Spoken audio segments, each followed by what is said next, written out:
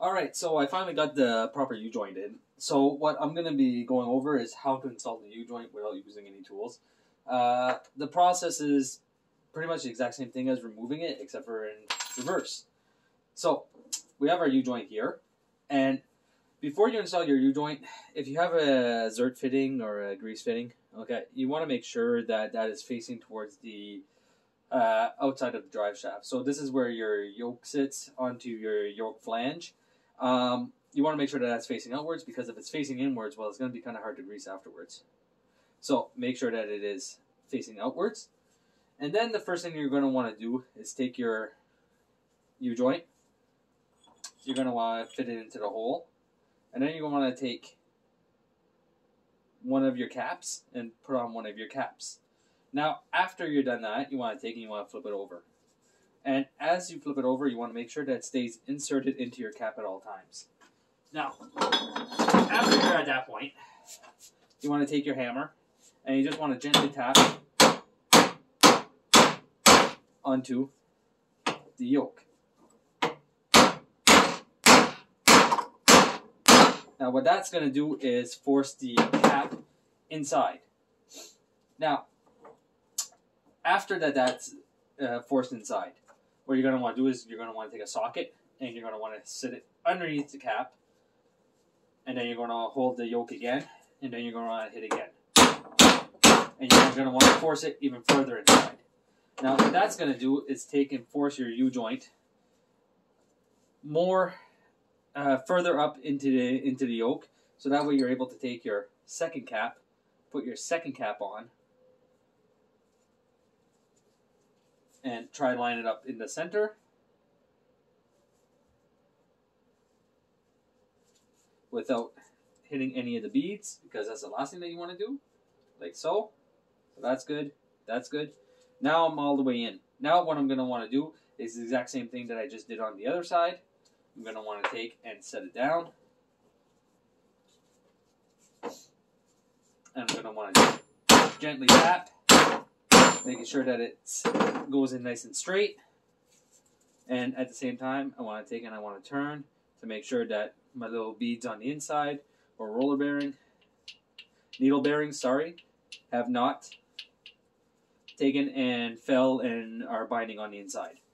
So now that that's good, what you're going to do is take your socket again.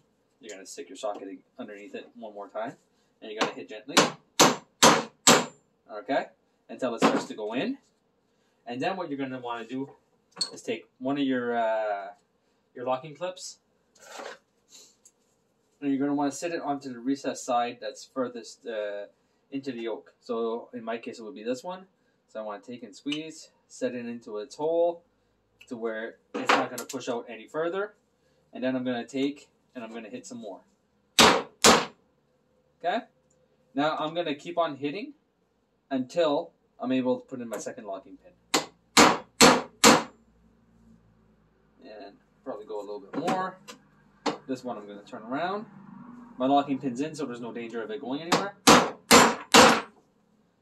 That one looks good. We're going to turn, make sure it's not binding. At this point, it shouldn't bind, but it's always good to practice just to make sure that everything is going good. Alright, so that looks good. We're going to take our second clip. We're going to install our second clip into the hole. Make sure that it locks.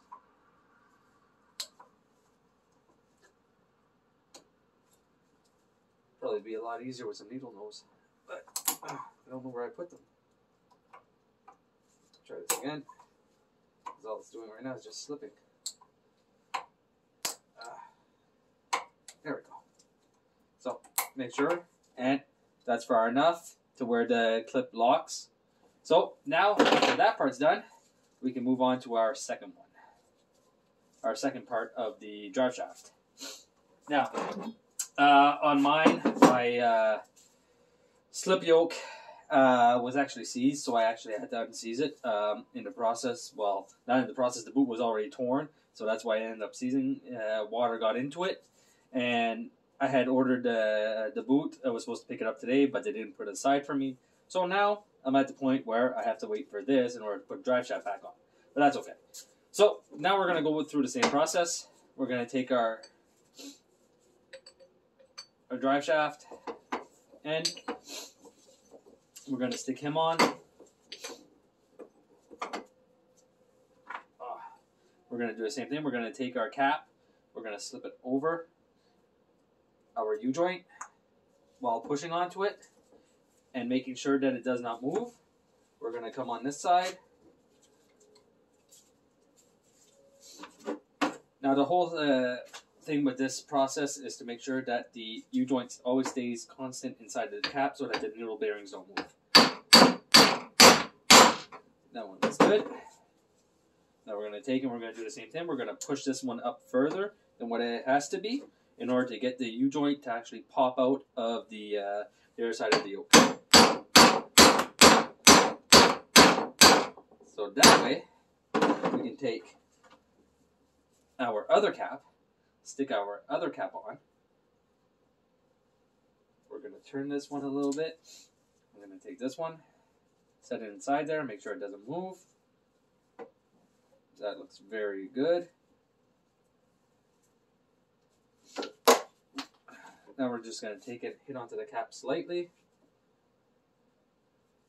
Like that. Now, that part's good.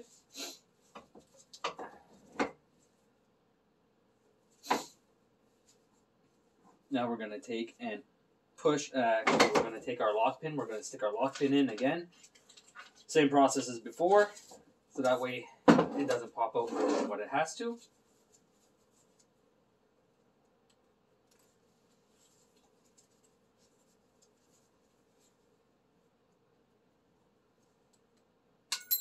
Oop.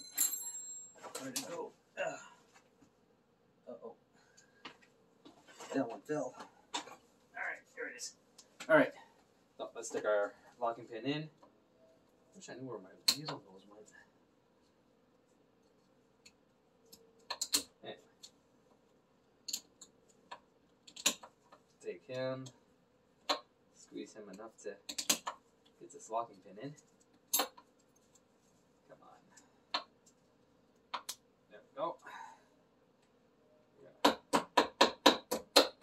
Put that one in. Now we can take and grab our socket again. And we're going to just force the other end up. Like so. Hitting gently. Gentle enough. Keep hitting until it is up enough to fit in your last locking pin. Which that looks good. I don't know what happened to this locking pin. Might have to take one of the older ones. We're going to have to force him, straighten him out a little bit.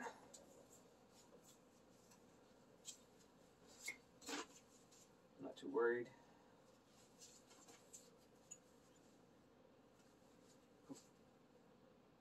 There we go. So now we can take him. We'll install him where he goes, or where he's supposed to go. Like that. Push him down. Make sure he locks. Now, if you guys see that it's not locking, all you have to do is take a socket, put your socket on top of it, and give it a little whack. Typically, you want to take a socket that's roughly about the same size, but I don't know, or even if you have another cap, that'll work too. And I just thought of that, so there. Let's go look. Locking pin not all the way in yet. We'll give it a few more hits. Let's see. And now, locking pin is in. I'll give you guys a view of that. So, now, these U-joints typically come with a Zert fitting. Not all of them, but some of them. So, now what we gotta do is take our Zert, which is right here, stick him in the hole. Typically they're 1/4 inch. So we're going to take and put in our Zert fitting. I'm going to get a socket. We'll put a socket on top of that. No, make a liar out of me. This one is 15/16, not a 1/4 inch. So we'll take that. We'll bring this up. We'll put in our zert, or grease fitting, as if you want to call it that. We'll screw him in. We'll tighten him up. Not to break them, just to flush them out. Like that. And that U-joint feels really nice. So now what I'm going to do, I'm going to take him, we're going to fill him up with some grease.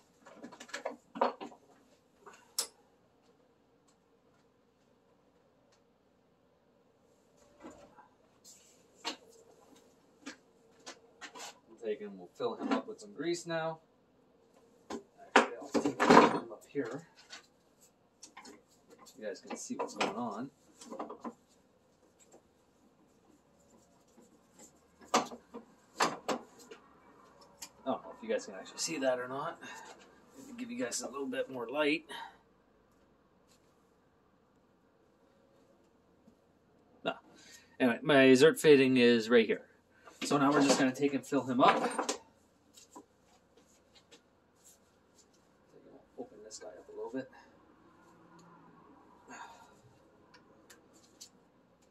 Alright. Give us a few squeezes.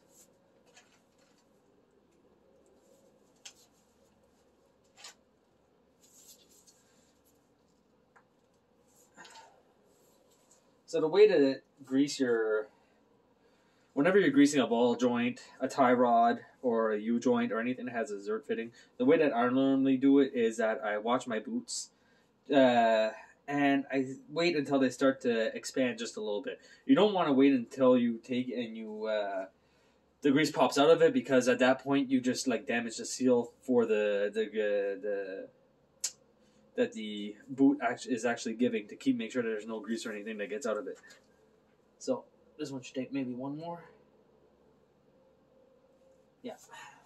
So, and that was 4 pumps on that one. Taking it to where I like it. Now, after all that's done, you can take and clean off the excess grease, of course. But move it up, move it down. Make sure everything's moving nicely. Nice and free, nice and free. And that's it. So that is how you would install a U-joint without the use of any special tools. So like I said in my previous videos, if you have an aluminum drive shaft, please do not try this method, because you will probably damage the drive shaft, and my videos aren't out there for you to damage your vehicle. They're out there to try to help you in the best way possible that I know how to help people. So with that being said, I hope you guys enjoyed this video, and I will see you guys next time.